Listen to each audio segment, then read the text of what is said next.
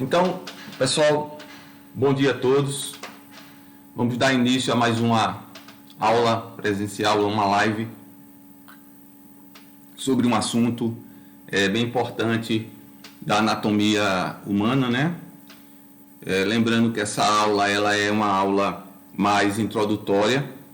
Nós vamos apresentar a anatomia de cabeça e pescoço de forma mais superficial, só para que vocês tenham uma ideia do assunto geral, né? Para que a gente possa atingir o objetivo da disciplina, que é uma disciplina que pretende dar algumas pinceladas em alguns tópicos da anatomia, sem aprofundá-los muito. Lembrando que vocês serão avaliados pela presença nas lives, logo tem uma lista de frequência para que vocês possam assinar durante o decorrer da aula. Ao final da aula eu vou indisponibilizar essa lista. Então é bom que todos que estiverem presentes assinem. Lembrando também que essa aula ela ficará disponibilizada no YouTube e lá no Moodle, né? Na Ava Moodle, no Ava Moodle, no ambiente virtual de aprendizagem Moodle. Vocês podem acessar e rever essa aula quantas vezes quiserem. Nós teremos 2 questionários. O primeiro vai ser daqui, tem lá o cronograma, né? Naquela data que está marcada lá no PUD, que a gente já disponibilizou. E vão ser em torno de 10 perguntas objetivas, tá? E vocês terão o dia que está determinado para responder o dia todo.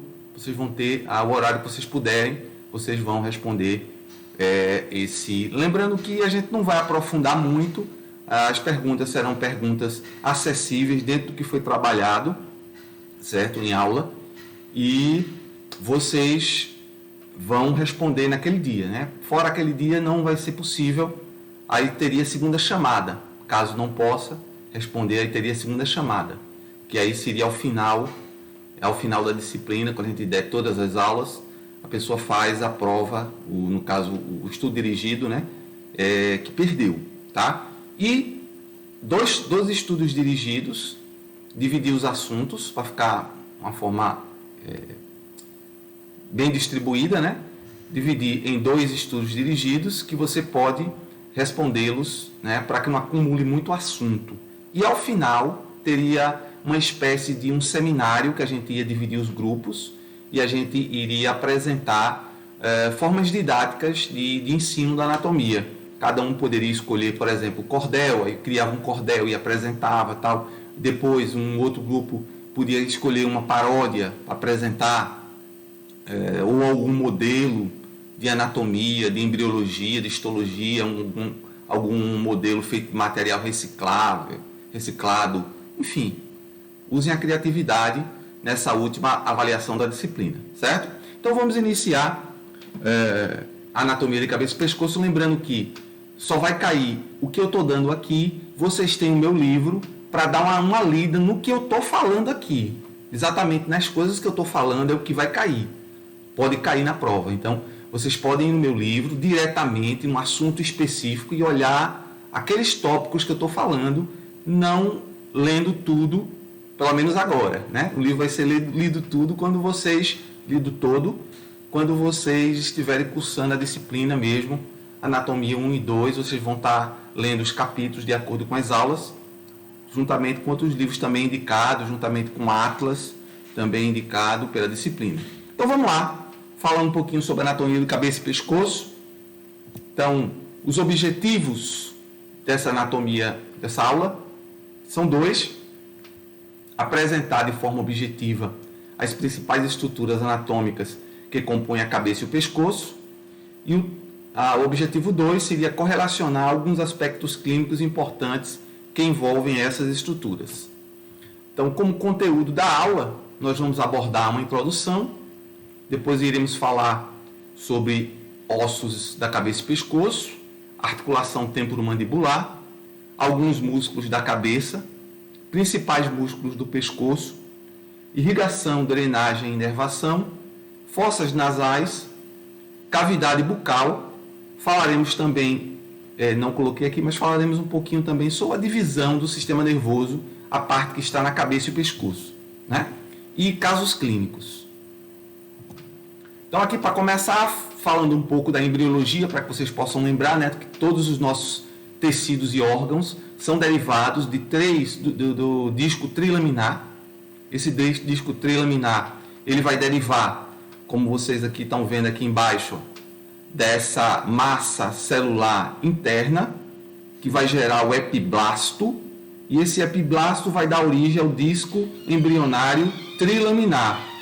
E esse disco ele é dividido em três camadas: ectoderma, mesoderma e o endoderma. O ectoderma ele vai dar origem a estruturas da pele superficiais e ao sistema nervoso, como a gente vê aqui, tá? Crista neural e o tubo neural. O mesoderma, que é o que vai nos interessar para a aula de hoje, esse mesoderma ele se divide em 4 tipos: mesoderma da cabeça, mesoderma paraxial, mesoderma intermediário e mesoderma lateral. O mesoderma da cabeça vai dar origem ao crânio, às estruturas tecido conjuntivo da cabeça e a dentina, que faz parte do dente, né? Também o mesoderma paraxial ele é muito importante porque ele vai dar origem aos músculos da cabeça e músculos estriados esqueléticos, né? Mas principalmente porque ele vai dar origem a músculos da cabeça, certo? Já o endoderma, que é o mais interno, a camada mais interna, vai dar origem a epitélios de revestimento interno de alguns órgãos, como o epitélio do trato gastrointestinal e também epitélios internos, né, da faringe, tireoide, cavidade timpânica, né, tonsilas e paratireoides. Então, só para a gente ter uma noção geral de onde vem as estruturas que formam a cabeça.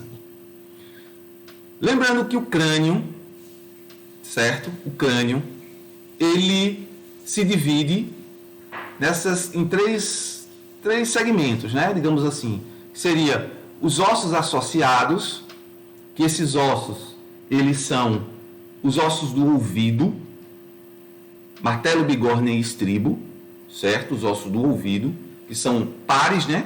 Então são 3 e 3, 6, e o hioide, que é um osso em formato de ferradura, em U, certo? Que você não vai ter articulação com o outro osso. O hioide ele é mantido na sua posição por músculos chamados supraioideos e infraioideos. Aqui a gente tem o neurocrânio, formado por 8 ossos, que são esses daqui: occipital, parietais, frontal, temporais, esfenoide e etimoide. São ossos, que fazem parte do neurocrânio.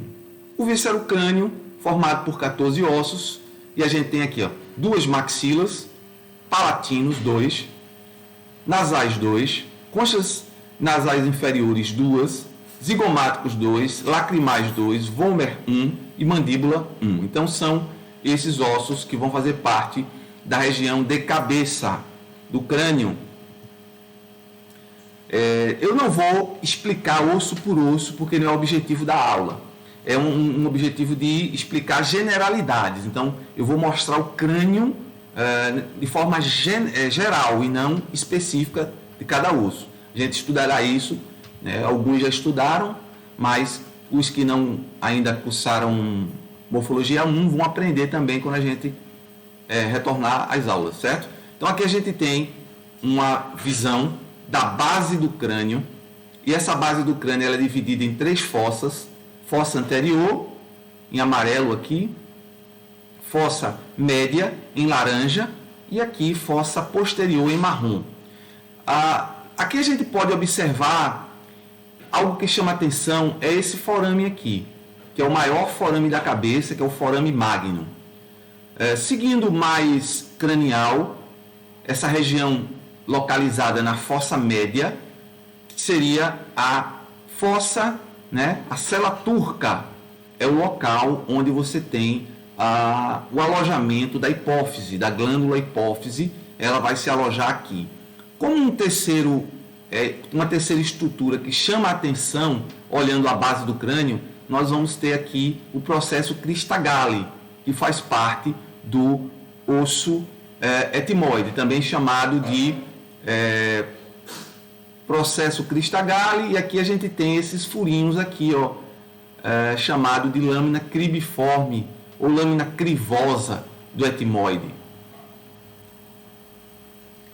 Isso seria a visão inferior. Na visão anterior, o que nos chama a atenção, primeiro é essa cavidade aqui, bem ampla, chamada de cavidade orbitária, certo? Ou órbita. Cavidade orbitária é o local onde se aloja, tá, o olho, certo? E essa cavidade orbitária ela é formada por vários ossos que compõem a face e o crânio, onde ficam os olhos. Mais abaixo, nós vamos encontrar uma cavidade também em formato de pera, certo? Que seria a abertura piriforme, é o local onde você tem o alojamento do nariz, tá? E aqui mais abaixo, mais caudal, você vai observar a presença dos dentes e duas cavidades que se destacam, que são os forames mentuais ou mentonianos. São esses forames aqui, onde você vai ter a passagem de nervos incisivos que vão para os dentes inferiores, da parte anterior dos dentes inferiores da mandíbula. Aqui a gente vê a visão posterior do crânio. O que sobressalta aos olhos? A sutura sagital, que é essa sutura aqui, e também a sutura lambdoidea, que tem o formato da letra lambda, né? Por isso que o nome é sutura lambdoidea. E mais abaixo, mais caudal, nós vamos observar uma dilataçãozinha que a gente pode sentir quando a gente toca aqui na região posterior da nuca, que é a protuberância occipital externa. São estruturas que sobressaltam os olhos. Então, é isso que a gente pode observar como principais estruturas. Na região lateral do crânio, nós podemos observar aqui como principais estruturas esse buraquinho aqui, essa cavidade chamado poro ou meato acústico externo, que é o local onde vai se instalar o ouvido, certo? E essa saliência aqui, que é o processo estiloide. Uma outra saliência aqui por trás, chamada de processo mastoide. Então, essas estruturas que eu falei, essas três estruturas, fazem parte do osso temporal. Mas, ventralmente, nós vamos encontrar aqui uma região, uma cavidade no osso temporal, onde o côndilo da mandíbula vai se alojar, formando o que se denomina cavidade temporomandibular, ou articulação temporomandibular, ou também chamada de ATM. Aí em seguida a gente observa o outro processo da mandíbula, que é o processo coronoide, certo? E a gente vê mais uma vez aqui o forame mentual e já começa a observar aqui o osso zigomático, ó, esse azul aqui, e o arco zigomático, tá? Dá para ver mais uma vez aqui a cavidade orbitária, ó, e a abertura piriforme, né? Vista lateralmente. Internamente a gente vai observar esses ossos, né, que vão compor aqui o osso parietal, aqui o osso frontal em amarelo, o osso parietal em rosa, e aqui algumas estruturas aqui, ó, seio frontal, ó, que é uma cavidade encontrada no osso frontal. A gente pode observar aqui o seio frontal. Então são essas estruturas que são mais importantes, evidentes no crânio de um modo geral. Aqui, vista inferior do crânio, a gente pode observar a maxila em cinza, mais cranialmente, a gente vai observar a maxila em cinza e os dentes instalados na maxila, no processo chamado processo alveolar, onde nós vamos ter a presença dos dentes. Então, a maxila em cinza, aqui temos uma cavidade chamada de canal incisivo, por onde passa o nervo, chamado nervo incisivo. Em verde, nós vamos ter o osso chamado osso palatino, em verde. E mais uma vez aqui a gente observa o forame magnum, que é o maior forame da cabeça, mas não é o maior forame ósseo do corpo. O maior forame ósseo do corpo é o forame obturado, que fica lá no osso do quadril, tá? Na cabeça nós temos o maior forame, que é esse daqui, que é o forame magnum. E ao lado do forame magnum, aos lados, nós vamos ter os côndilos do occipital, que são estruturas que se articulam com o primeiro osso, primeira vértebra cervical, que é atlas, que é também chamada de C1 ou atlas. Nós podemos ver aqui as principais suturas da cabeça, que são sutura sagital, essa sutura logo em cima aqui, ó, é uma vista superior do crânio, sutura sagital. Aqui nós temos a sutura coronal, tá? E atrás, na região posterior, na região dorsal do crânio, nós vamos ter a presença da sutura lambdoidea. Então aqui a gente vê alguns ossos, né? O occipital, que é esse osso de trás da cabeça, os parietais, que são os ossos que ficam em cima da cabeça, e aqui o frontal, que é o osso que faz parte da testa, da região frontal da cabeça. Então, falando um pouco da maxila e mandíbula, que são ossos, os ossos da mastigação, né? Os ossos envolvidos diretamente na mastigação, porque são esses ossos que vão se movimentar, não, no caso seria a movimentação da mandíbula, né? Mandíbula que se movimenta. Mas a maxila contém os dentes que vão permitir que os alimentos sejam cortados, triturados, mastigados para serem deglutidos, certo? Então, são ossos altamente importantes no processo da mastigação. E a gente tem aqui a mandíbula, como a gente já especificando aqui, a mandíbula, processo condilar, é o côndilo da mandíbula, certo? Processo coronoide, esse daqui. E essa região aqui é a região do processo condilar, é a região que forma a articulação temporomandibular, certo? E aqui a maxila, podemos ver aqui a maxila, certo? Processo alveolar da maxila, local onde tem os dentes. Aqui a gente vai observar, mais uma vez, a mandíbula e ver a relação que a mandíbula tem com o ocioide. O ocioide, esse aqui à direita de vocês, onde a seta, onde eu estou indicando, movimentando a seta, você tem aqui um osso chamado de hioide, que é um osso em forma de ferradura ou em U, certo? É um osso que tem uma característica bem particular. Ele não se articula com outro osso. Ele é mantido em sua posição por músculos supraioideos acima dele e músculos infraioideos abaixo dele. Então, como principais estruturas desse osso, temos o corpo e os cornos. Corno maior e o corno menor, os cornos menores. Cornos maiores e cornos menores e o corpo. Então, esse osso aqui é um osso que é muitas vezes fraturado em estrangulamentos, né? Em agressões físicas, às vezes aqueles policiais que vão imobilizar uma vítima, um criminoso, né? E terminam exagerando no mata-leão, causando fratura, e muitas vezes, quando esse osso ele é fraturado, o indivíduo pode ficar com asfixia e morrer, tá? Então, acontece sempre, não sempre, mas com alguma frequência, em estrangulamentos, a fratura do ocioide. Aqui nós temos as vértebras cervicais, que são 7, tá? Nós temos a primeira vértebra, que é essa aqui, logo superior, né, na parte cranial, aqui, na parte mais superior da tela, você tem aqui a atlas ou C1, que é uma vértebra que ela não tem corpo, ela não apresenta corpo. É a única vértebra que não apresenta corpo, porque todas as outras apresentam, nem que seja um pequeno corpo. Então aqui você tem a C1. Como característica principal de C1, processos transversos, que são esses dois aqui laterais, ó, e um buraquinho aqui, ó, que é o chamado forame transversário. Vê só, processo transverso, forame transversário, tá?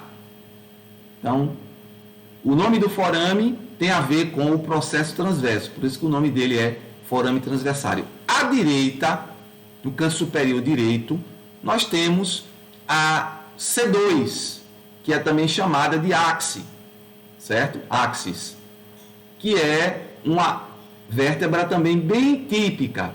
Ela apresenta um pequeno corpo, mas apresenta um processo em forma de dente, chamado de processo odontoide, que vai se articular com a fóvea prudente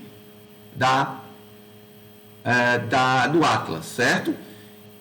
Em seguida, nós vamos encontrar as vértebras de C3 a C7, são vértebras mais ou menos semelhantes a essas aqui, que vocês estão vendo na parte inferior esquerda, tá, da tela.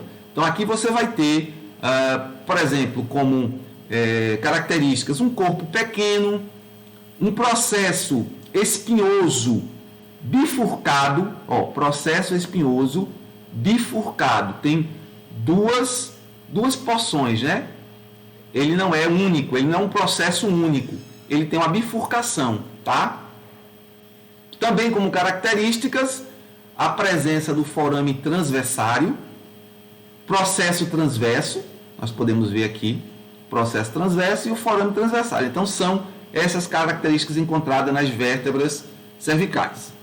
Falando da ATM um pouquinho, a ATM, ela é uma articulação complexa e dupla, ela vai funcionar em sintonia, o lado direito em sintonia com o lado esquerdo.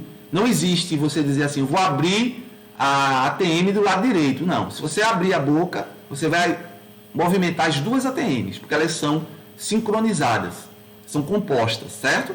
É uma articulação composta. Então você vai ter um movimento bem sintonizado de um lado para o outro. Como elementos ósseos principais, você tem aqui no osso temporal a cavidade mandibular, que fica no osso temporal, que se articula com o côndilo, a cabeça da mandíbula. O côndilo da mandíbula se articula na cavidade mandibular do osso temporal. Então são os elementos ósseos. Aqui a gente pode ver o funcionamento dessa articulação, que é uma articulação sinovial, certo? Uma articulação sinovial. E a gente pode observar aqui que em alguns casos o côndilo pode sair da articulação. E esse processo pode gerar uma luxação de ATM, a pessoa ficar com a boca aberta sem conseguir fechar e ter que procurar um profissional para colocar no lugar chamado reduzir a luxação, certo? E também ela pode sair e voltar, né? Como a gente está vendo aqui, ó, do lado direito superior. Há um deslocamento do disco, que é essa estrutura aqui, ó, disco, que vai servir como um elemento de amortecimento, tá? Entre a articulação da mandíbula e a cavidade do osso temporal, certo? Então, como seria caracterizado clinicamente esse deslocamento do disco? Através de estalos, chamados estalidos, e crepitações, né? Quando a pessoa vai movimentar a boca, movimentar a mandíbula, escuta alguns estalidos, que isso pode estar associado a algum problema de articulação que está causando esse problema de estalido ou crepitação na ATM. Como movimentos da ATM, nós vamos ter alguns movimentos, por exemplo, abertura e fechamento, são movimentos encontrados na mandíbula. Depois, protrusão e retrusão, que é você jogar a mandíbula para frente e depois voltar para a posição. Protrusão é a projeção da mandíbula ventral e retrusão o retorno da mandíbula à sua posição original. Lateralidade, quando se movimenta lateral a mandíbula, e circundação, que é como se fosse abrindo, fechando, girando a mandíbula, né? Abrindo, fechando e movimentando a mandíbula. É um movimento complexo, a circundação, da junção de lateralidade, abertura e fechamento. Então você vai ter o movimento chamado de circundação. Aqui são alguns músculos da cabeça, músculos da mímica, são músculos faciais. Nós vamos citar 5 músculos, só apenas 5 músculos. Os principais, que é o fronto-occipital, que é esse aqui, fronto-occipital, que eu considero bem importantes, né? Que faz parte do couro cabeludo, scalp, né? Do couro cabeludo, o fronto-occipital. E aqui você está vendo só o ventre frontal, mas na parte posterior tem o ventre occipital.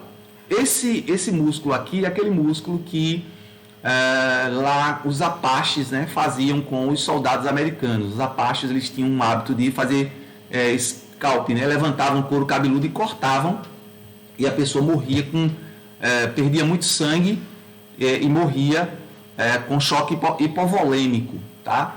Os soldados americanos, quando entravam em guerra com os apaches costumavam fazer isso, escalpelar, fazer o scalp desses músculos. Então a gente tem aqui mais um outro músculo bem importante, o orbicular dos olhos, que esses músculos, esses 2 músculos aqui, eles são em forma circular, eles têm forma circular e fecham os olhos, a função deles, fecham os olhos. Nós temos aqui também o músculo nasal, esse músculo nasal fica em cima do nariz.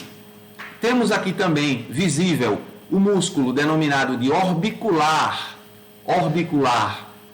dos lábios ou da boca, certo? Que vai fechar a boca. A função dele é um músculo também circular, como o orbicular dos olhos, é um músculo circular. E lateral a ele temos o músculo bucinador, que ele fica por baixo do músculo masseter. Então, eu vou querer que só esses 5 músculos da expressão facial. Temos aqui mostrando o platisma, que é esse músculo superficial aqui, ó, do pescoço anterior, platisma. Olha ele aqui, o nome, platisma, tá? Ele começa na base da mandíbula e se estende e se prende aqui na região da clavícula. Então, esse músculo mais superficial chamado platisma. Por baixo do platisma, nós vamos encontrar um músculo bem importante chamado esternocleidomastoideu. O esternomastoideu, que é esse músculo aqui. Ele é um músculo grande que tem uma inserção em vários locais. Por exemplo, na minha época de estudante, esse músculo os professores costumavam chamar esternocleido-occipitomastoideu, porque ele se insere no externo, no osso externo, no osso occipital, no processo mastoide do temporal, certo? E na clavícula, cleido-clavícula. Então ele tem a inserção em 4 locais, se prende em 4 locais em ossos, né? Do região de cabeça e pescoço. Então são esses músculos, seriam esses 5 da face e os 2 do pescoço. Aqui a gente vê uma visão lateral, tá? E a gente pode ver aqui a presença de alguns músculos que foram falados, como por exemplo o orbicular dos olhos, o orbicular da boca. A gente vê também aqui, por baixo o músculo bucinador, por baixo do masseter, o músculo bucinador. Aqui a gente vê o temporal e aqui a gente vê uma coisa bem interessante, ó. Lembra que eu falei que o músculo occipito frontal, né? A gente só estava dando para ver naquele slide anterior o ventre frontal. Ou aqui nesse slide que dá para ver também o ventre occipital. Então esse músculo é um músculo extenso, ó.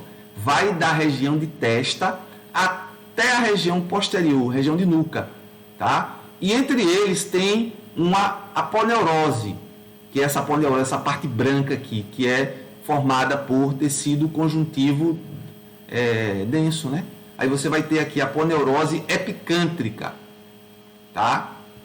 E aqui a gente vê mais uma vez o platisma sendo rebatido, ó, sendo colocado de lado, que foi cortado o platisma, e por baixo do platisma nós vamos encontrar o músculo esternocleidomastoideu, ele aqui, esternocleidomastoideu, certo?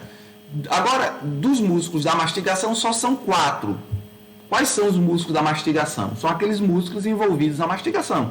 que vão abrir, fechar, lateralizar a mandíbula, projetar a mandíbula e retornar a mandíbula para o local original. Então a gente tem como músculos da mastigação o temporal, o masseter e os pterigoideus, pterigoideu medial e pterigoideu lateral.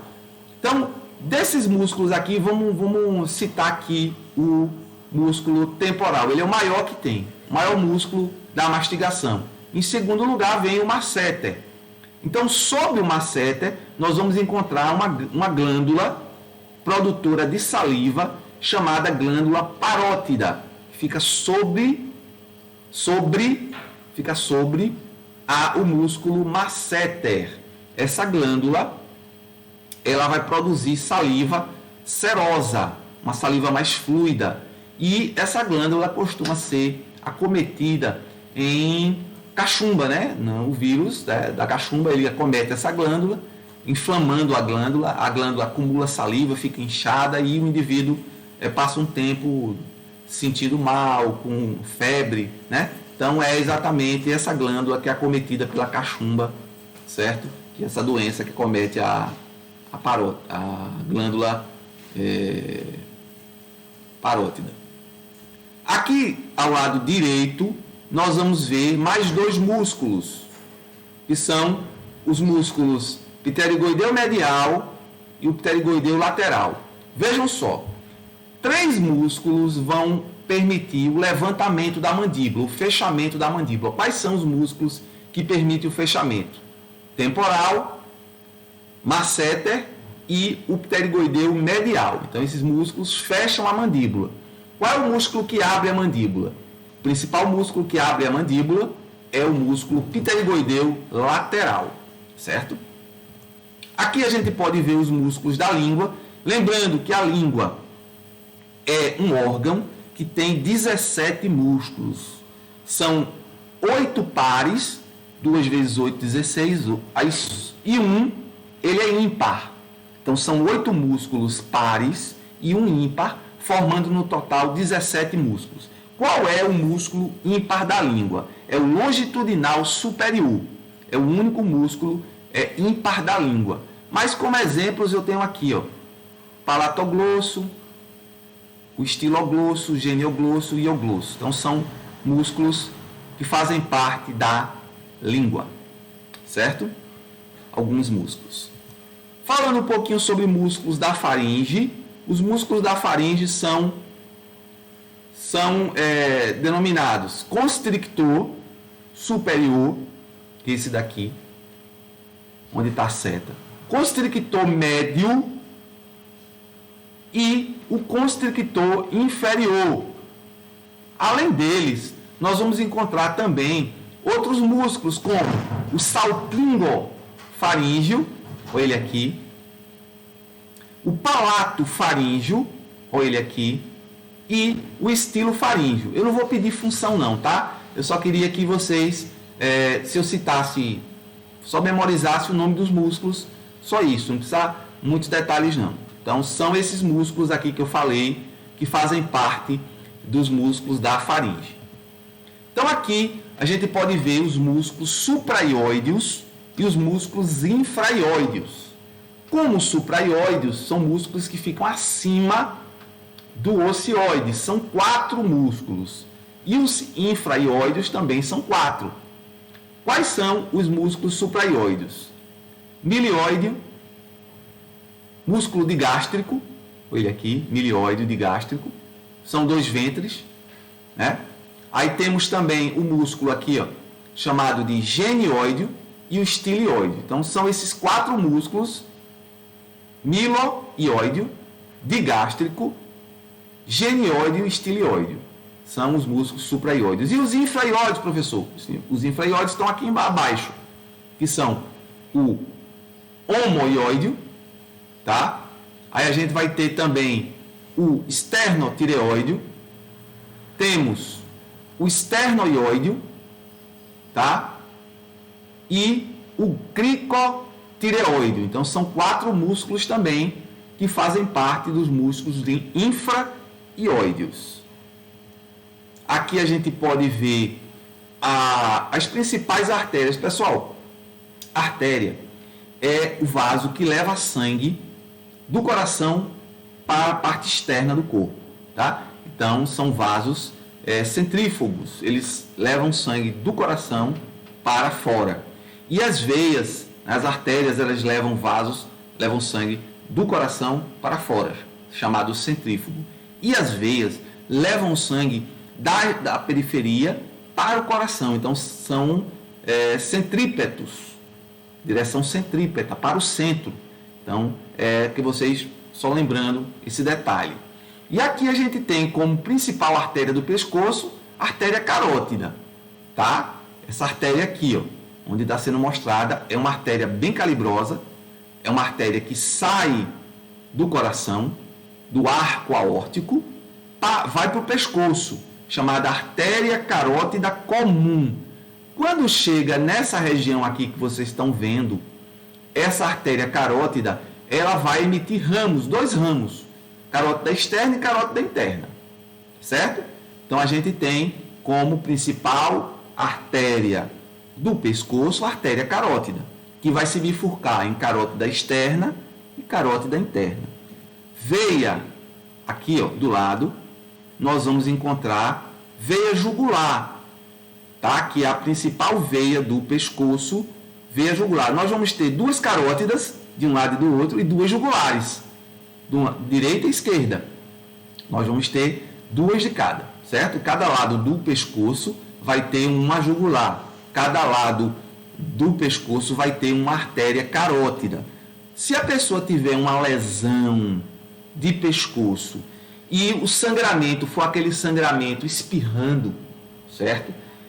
É provável que tenha atingido a carótida, porque a carótida, a artéria trabalha em pressão mais alta, certo? A pressão que são os batimentos do coração. Cada pulsação da artéria é um esvaziamento do coração. O coração está esvaziando, o ventrículo está esvaziando, mandando sangue para o corpo, tá? Então, funciona com alta pressão. Então, uma lesão na região de pescoço que espirre sangue, provavelmente atingiu a carótida, artéria carótida. Se por acaso for aquele sangramento só escorrendo, sem espirrar, atingiu a veia jugular. Só um sangramento escorrendo, certo? Sem espirrar, né? Está relacionado a um sangramento relacionado com uma veia, já que a veia trabalha numa pressão mais baixa, certo? Aqui a gente vê a artéria carótida comum se bifurcando, ó, em artéria carótida interna e externa. A artéria carótida externa vai para a face. A artéria carótida externa vai dar ramos para a face. E a artéria carótida interna vai dar ramos que vão para o sistema nervoso, a parte interna, tá? A gente tem também, ó, a artéria que vai para o braço, que é a artéria subclávia, essa artéria aqui, ó, que vai para o braço, tanto o braço direito como o esquerdo. Tem a artéria subclávia direita, artéria subclávia esquerda, artéria carótida comum direita, artéria carótida comum esquerda. E aqui as divisões, pessoal, que eu não vou cobrar essas divisões, certo? Artéria facial, não vou cobrar em prova não. Artéria maxilar, artéria temporal superficial, tá? Aqui nós podemos ver que, como eu falei, né? Através, você mede a pulsação de um indivíduo palpando uma artéria. Uma forma de medir a pulsação, ou seja, medir a frequência cardíaca. Quantas vezes o coração bate na unidade de tempo, que é 1 minuto. Tá? Então, você pode fazer, por exemplo, contar 15 segundos e multiplicar por 4. Você contou 15 segundos, deu 20 batimentos. 20 vezes 4, 80. Então, a frequência cardíaca do indivíduo é 80 batimentos por minuto. Você pode contar 30 segundos, deu 25, deu 30. Deu 30 segundos, você mediu 30 batimentos, multiplica por 2, quer dizer que a frequência desse indivíduo é 60 batimentos por minuto. Tá? Frequência normal, de 60 a 100. A frequência normal de frequência cardíaca. Então aqui a gente tem locais onde você pode, geralmente as artérias elas são profundas, mas em alguns locais elas ficam mais próximas da superfície, da pele. Como por exemplo aqui nessa região, chamada de pulso da artéria temporal, à frente da orelha. Aqui você tem também outro pulso da artéria temporal, que fica por trás do olho, lateral ao olho, artéria também temporal. Aqui você tem o pulso da artéria carótida, que fica abaixo do ângulo da mandíbula, que tem um ângulo da mandíbula, abaixo, na região de pescoço, você encontra o pulso da região carótida, da artéria carótida. E aqui o pulso da artéria facial, que fica na base da mandíbula, palpando na região de base de mandíbula posterior, você vai encontrar o pulso da artéria facial. Bom, aqui são as principais veias da cabeça e pescoço. Então lembre que a artéria ela começa mais grossa e ela vai se afinando, né? O diâmetro da artéria vai ficando mais estreito. As veias vão funcionar de forma contrária.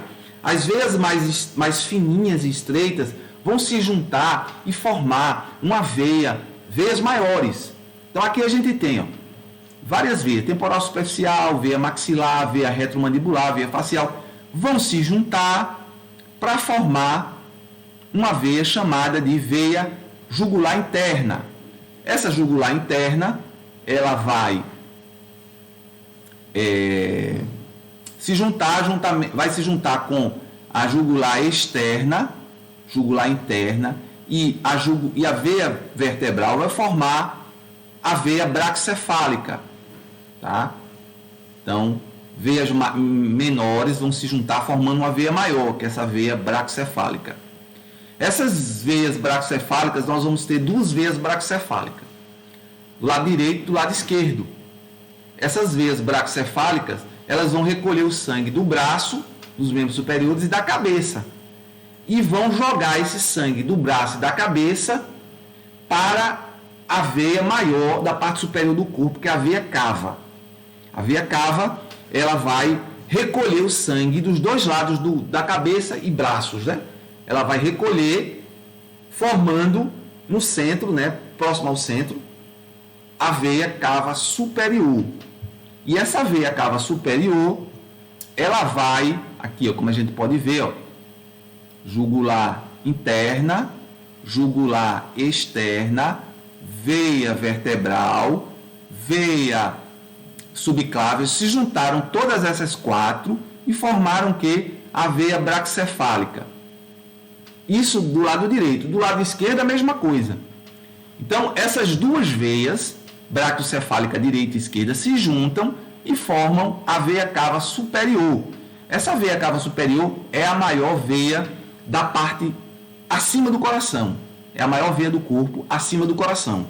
Porque abaixo do coração temos também uma outra veia bem calibrosa, que é a veia cava inferior.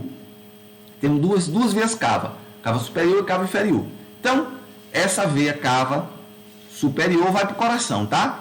Vai entrar aqui no coração do lado direito do coração, átrio direito. Mas a gente não vai cobrar isso porque foge do conceito de anatomia de cabeça e pescoço, já da parte para o tórax. Então não é a finalidade da aula, mas só para dar um exemplo, para explicar a vocês. E aqui a gente vê várias veias, né, drenando o sangue do sistema nervoso. Aqui a gente vê o plexo cervical, pessoal, porque a região de cabeça e pescoço, nós vamos ter como os nervos chamados cranianos, que são 12 pares, certo? Os nervos cranianos são 12 pares. E os nervos espinhais são 33, sendo que na região de cabeça e pescoço, os importantes são 5. Esses 5 aqui, C1, C2, C3, C4 e C5. São esses nervos que vão dar sensibilidade da região de pescoço, sensibilidade dolorosa, queimadura, tátil. Então a sensibilidade é captada por esses nervos C1, C2, C3, C4 e C5, certo? São os nervos espinhais que vão para o pescoço, região cervical. E também nós vamos ter nervos cranianos, como eu falei, são 12 pares. Aqui eu só vou falar de alguns, não vou falar dos 12 pares. A gente tem aqui, por exemplo, o nervo chamado nervo trigêmeo, que é o quinto par de nervo craniano, trigêmeo. Ele vai se dividir em 3 partes, vai se trifurcar. Uma parte que vai para o olho, chamado nervo oftálmico, outra parte que vai para a maxila, nervo maxilar, e outra parte que vai para a mandíbula, chamado de nervo mandibular. São esses nervos que são acometidos pelo vírus da herpes simples. O vírus da herpes simples ele vai se alojar em dessas divisões aqui. Se, por exemplo, se alojar no oftálmico, a pessoa vai ter lesões de herpes nas pálpebras, pode até na região ocular, né? Vai estar com lesões de herpes. Se o nervo acometido for a maxila, a pessoa vai ter lesões de herpes, são aquelas bolinhas, né? Que as pessoas chamam de aranha urinô, tem nada a ver, é um vírus que se aloja, é incurável. A pessoa uma vez adquiriu esse vírus, se não tiver resistência a ele, esse vírus vai manifestar toda vez que a imunidade do indivíduo estiver baixa, né? Pode ser que esse vírus se manifeste. Então, as lesões podem ser na parte superior dos lábios. E se esse vírus se alojar no nervo mandibular, a manifestação de herpes vai ser no lábio inferior, a região inferior do lábio. Aqui a gente tem um outro nervo chamado nervo facial. Então, o nervo facial ele é o 7º par e vai inervar os músculos da mímica. Esse nervo facial vai inervar os músculos da mímica, tá? São esses músculos que eu expliquei aqui: o orbicular dos olhos, o orbicular da boca, o bucinador, o nasal, o fronto-occipital, o risório. Tem outros músculos aqui, zigomático, são músculos que são encontrados aqui nessa região. Então, esse 7º par ele vai inervar, permitir a movimentação desses músculos. Como o nervo anterior, como eu falei aqui, o trigêmeo, vai inervar os músculos da mastigação. Vai inervar o temporal, o masseter, o pterigoideu medial e o pterigoideu lateral. Aqui a gente pode ver o nervo facial, certo? E as divisões dele, ó. Ramo temporal, ramo zigomático, ramo bucal, ramo marginal da mandíbula e o ramo cervical. Então, essa extensão todinha aqui é o território de atuação do nervo facial. Ele vai inervar toda essa região da face.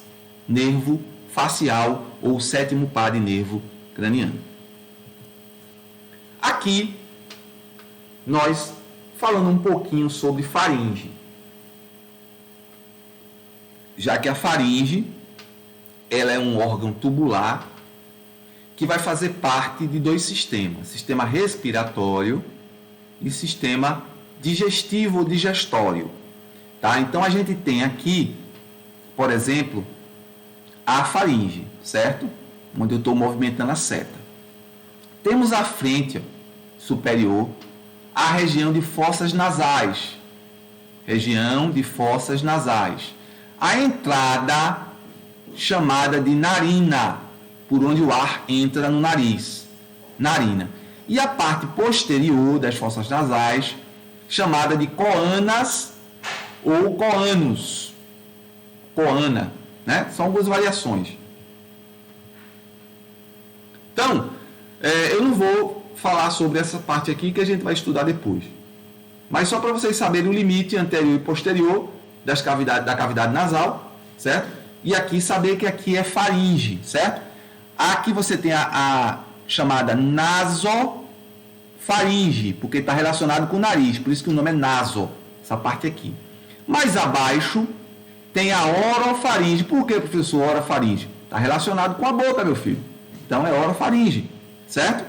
Então aqui você tem a orofaringe.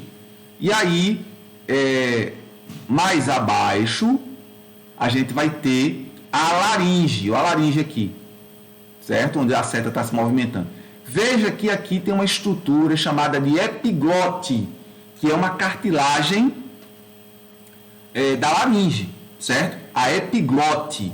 Essa epiglote, ela desce toda vez que a gente mastiga e vai deglutir, a epiglote ela desce, fechando a cavidade respiratória, certo? O trato respiratório, para que a comida ou a água ou a bebida que você estiver tomando não entre na via respiratória, nas vias respiratórias. E quando acontece a entrada de um resquício, de uma pequena porção de alimento ou líquido, né? O indivíduo vai responder com um engasgo, tosse, a pessoa vai tossir.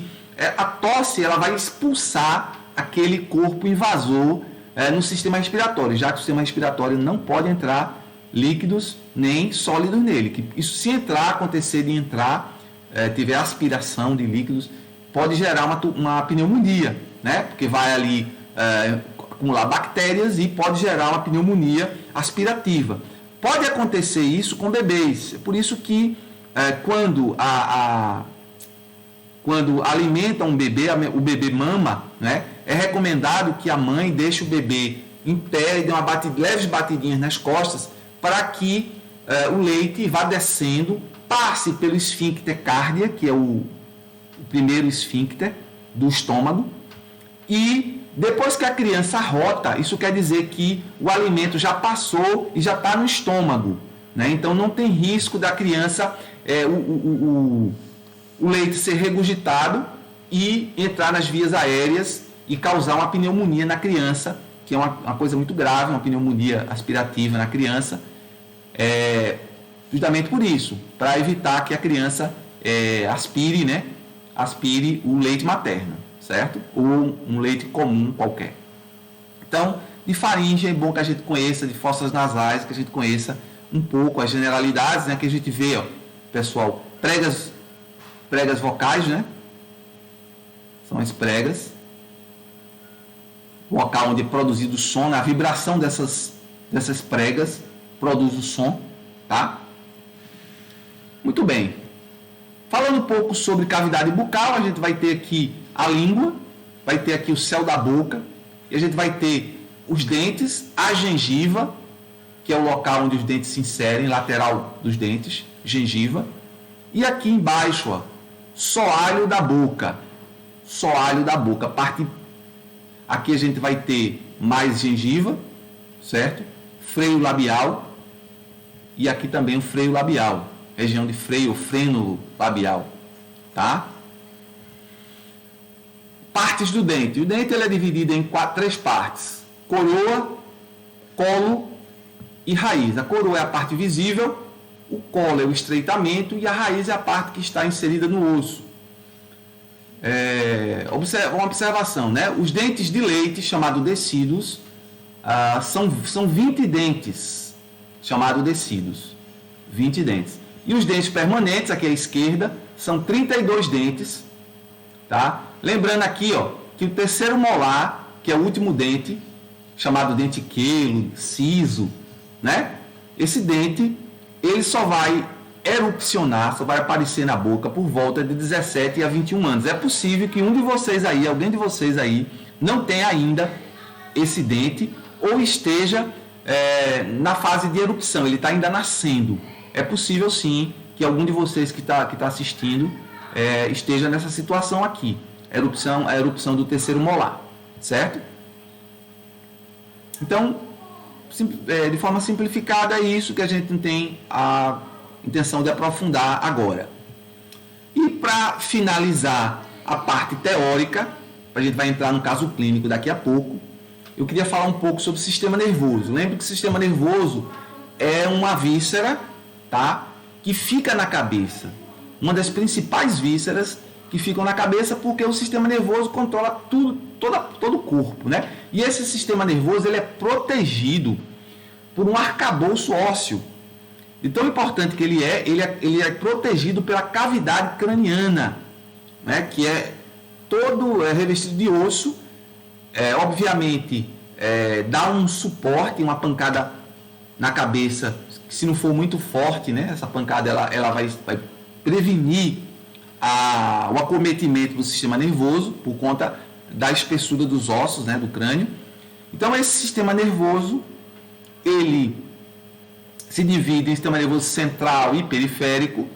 O sistema nervoso periférico eu falei um pouquinho para vocês quando eu disse nervos cranianos e nervos espinhais, quando eu estava falando lá nos slides anteriores. Essas faz parte, né, esses dois fazem parte do sistema nervoso periférico. E aqui, nesse slide, nós vemos o sistema nervoso central, que é formado pelo cérebro, o telencéfalo, que é o cérebro, tá? Onde a gente vai encontrar uma estrutura bem enrugada, formada por giros e sulcos e fissuras, que dão esse formato bem enrugado, e a presença de dois sulcos principais, que são o sulco lateral e o sulco central, certo? São sulcos encontrados no cérebro. Aqui está o central e aqui está o lateral, certo?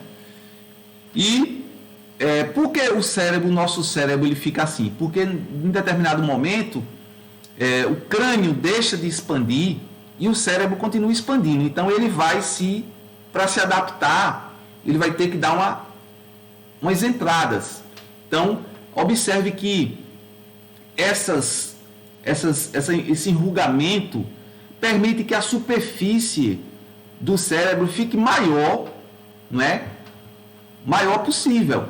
Porque se ele fosse todo plano, a superfície cerebral era muito menor. Então, por ser enrugado, aumenta bastante, quase 2 vezes, a superfície do cérebro por conta desse enrugamento.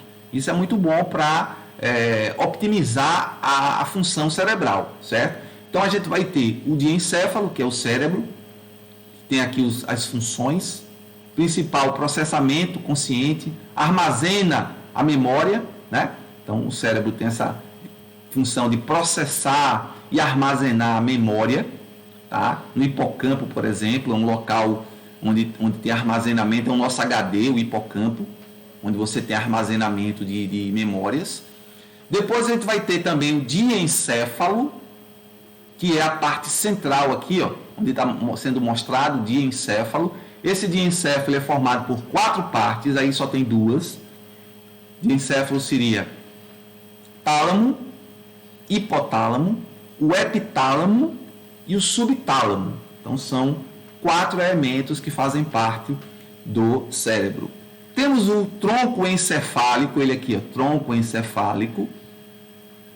E esse tronco encefálico, ele formado por mesencéfalo verde, está sendo verde aqui, ó, mesencéfalo, ponte, que é a parte azul clara, e bulbo, que é a parte marrom. Chamo a atenção de vocês para o bulbo, porque o bulbo, ele é um centro autonômico para a regulação da função visceral, né?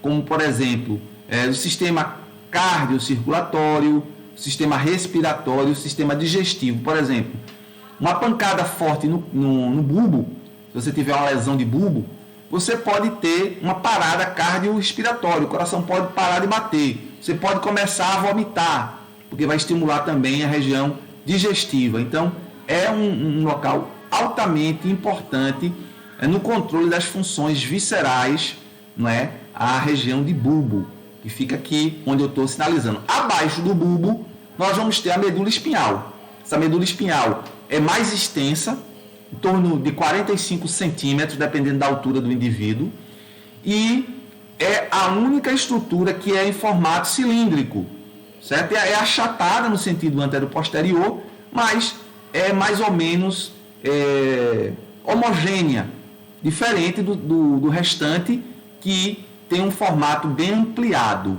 certo? Um formato bem ampliado para ocupar o espaço ósseo. E por último, a gente vai observar o cerebelo. O cerebelo, como tradução seria pequeno cérebro, certo? E é no cerebelo onde você vai ter a coordenação dos padrões. O cerebelo é responsável pela função motora, tá? Movimentos coordenados e equilíbrio, tá? Então, movimentos coordenados. Por exemplo, você fazendo isso aqui, ó, esse movimento aqui, ó. eu estou coordenando. Então, é o meu cerebelo que está sendo utilizado. Quando eu estou em pé, caminhando, o equilíbrio vai estar atento. A bebida alcoólica vai causar o que se chama de ataxia, que é uma alteração do cerebelo. O indivíduo pode perder o equilíbrio, por isso que a pessoa que está muito embriagado anda cambaleando, porque vai afetar o cerebelo e o cérebro de um modo geral. Mas o cerebelo ele vai perder essa função de equilíbrio. Tá? O indivíduo perde os reflexos e perde o equilíbrio também. Então, para realizar atividades que exigem atenção, não está muito indicado para a pessoa que está alcoolizada. Por isso que não se deve beber e dirigir, né? Porque aí você pode causar um acidente grave, porque você perde as suas funções de alerta, de movimentos, reflexos rápidos, são minimizados quando você está alcoolizado. Bom, e para finalizar, vamos falar sobre um caso clínico, certo? Um caso clínico. Esse caso clínico é de uma moça de 17 anos que visitou o seu dermatologista lá no hospital universitário, certo? Por causa de acne severo na face. Então essa pessoa tinha muito acne severo, acne, como a gente está vendo aqui essa menina, né, com acne, bastante acne. E no exame descobriu-se um pequeno abscesso que estava presente no lado do nariz. Pequeno abscesso, além das espinhas, além da acne severa, um pequeno abscesso. Foi prescrito antibiótico para a paciente e ela foi alertada para não espremer o abscesso, porque é perigoso espremer. Uma pergunta: por que é perigoso espremer, furar ou cortar um furúnculo na área entre o olho e o lábio superior, ou entre o olho e o lado do nariz? Então, qualquer estrutura, qualquer lesão supurativa, né, que tenha pus, supurada, que esteja com pus, né, pode ser uma espinha, um furúnculo, não deve se mexer na região, essa região aí, que a gente vai ver o próximo slide. A região onde está sendo indicada aqui por esse triângulo em vermelho, tá? Porque essa região é o chamado triângulo perigoso da face. Então, nessa região, é a região das fossas nasais, onde as fossas nasais estão. Também é uma região dos seios paranasais e lábio superior. Essa região aqui, ela é drenada pela veia facial. A veia facial ela vai drenar, vai tirar o sangue daqui. E a extensão de infecções, né? Então você veja que nessa região ela é drenada pela veia facial, que vai levar sangue também para outras regiões. Ó. Extensão de infecções, orelha média, meninges, fossa anterior do crânio, e pode levar a trombose de seio cavernoso, que é uma doença que pode levar à morte, infecção. Pode espalhar a infecção pela região de face. Então aqui a gente pode ver aqui a base do crânio, mostrando aqui seios cavernosos, levando o sangue para outras regiões, como o seio transverso esquerdo, tá? Seio transverso direito, e vai se espalhando a infecção, começando pela região do nariz, a região aqui desse triângulo aqui, vai se espalhando pela região de face, podendo gerar uma infecção grave, pode até levar à morte se não for tratada rapidamente. Então é muito perigoso espremer lesões com pus, mexer em regiões aqui nessa região do triângulo aqui. Inclusive até, pessoal, não é muito recomendado, eu vejo alguns vídeos de internet colocando cera aqui, ó, cera quente, e mais em homens, né, que tem pelos chamados vibriças mais grossos no nariz. Então eu vejo alguém colocando cera aqui, puxando aqui. Isso pode causar lesão também. Pode, de repente, o nariz ele pode estar com alguma bactéria, e na hora que você faz a depilação desse local, a bactéria ela vai disseminar através da lesão que foi causada pela depilação e causar uma infecção grave na região de cabeça e pescoço. Então, deve-se ter muito cuidado também com esse processo de depilação de nariz, certo? Outras regiões não, mas o nariz é perigoso por conta desse triângulo perigoso da face. Então veja, mais um caso clínico. Mesmo você não sendo especialista na região de cabeça e pescoço, mas todo profissional de saúde deve saber examinar essa região, tá? Qualquer anormalidade, como por exemplo, linfadenopatias, que são ínguas, que são aumentos de linfonodos, né? Na região de cabeça e pescoço, pode indicar infecções, como por exemplo HIV. O HIV, ele pode dar linfadenopatia generalizada. Então, o indivíduo com HIV pode estar com gânglios aumentados no corpo em 3, 4 locais diferentes. Um deles pode ser na região cervical, tá? Também o câncer. Aqui a gente vê uma lesão aqui, ó, provavelmente é um melanoma, que é um câncer de pele altamente agressivo, muito mortal, que deu metástase para a região cervical. Então aqui provavelmente é uma metástase desse melanoma aqui, tá? Também tuberculose pode dar aumento de gânglios, escrófula, né? Escrófula, que é uma manifestação da tuberculose, que pode dar lesões na região de pescoço, tá? Então aqui é preciso comparar, saber ouvir e ficar atento. A cavidade bucal é um local de manifestação de doenças sistêmicas. Então, algumas doenças sistêmicas podem manifestar na boca. Por exemplo, a escarlatina, né? O sarampo pode dar manchas brancas na boca. Antes de manchar a pele, pode começar manchando a boca, certo? Que podem ser indicativos de sarampo, de escarlatina, tá? A saúde bucal precária pode levar a complicações na gestação, infância, diabetes, senilidade, tá? E cardiopatias. Então, é importante se tratar, porque, por exemplo, a mulher grávida que tem problemas bucais pode ter bebê prematuro, pode ter bebê de baixo peso. Então, a cavidade bucal ela não está isolada não, ela está relacionada com a saúde geral. Então, é importante se cuidar bem e observar bem a cavidade bucal, mesmo se você não for da área dentista, enfim, otorrino. Então, é importante você observar, mesmo não sendo diretamente relacionado com a cavidade bucal, é importante que você olhe, porque um profissional de saúde ele deve ser generalista. Então, ele não deve interpretar o paciente, entender o paciente apenas na especialidade dele, mas ele tem que ter uma visão ampla para que ele possa ser mais eficiente e ser um profissional de melhor qualidade, certo? Então, mais uma vez, eu agradeço a atenção de vocês. É difícil dar uma aula assim pela internet, porque você não fica vendo olho a olho, né? É bom aquela interação presencial, que você olha nos olhos, é muito bacana. Mas logo, logo a gente vai retornar a essa situação e a gente vai poder se abraçar e ter um contato mais próximo com o aluno, certo? Então, muito obrigado pela atenção. Então, até a próxima aula. Obrigado.